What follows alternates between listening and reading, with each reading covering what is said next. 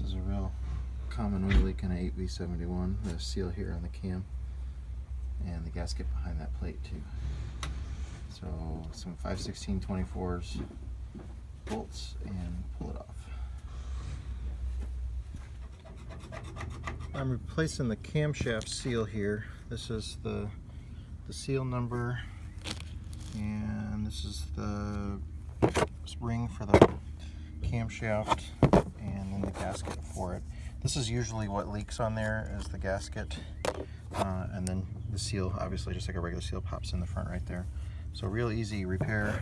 It's the same part numbers and everything for the 8V as for a 6V.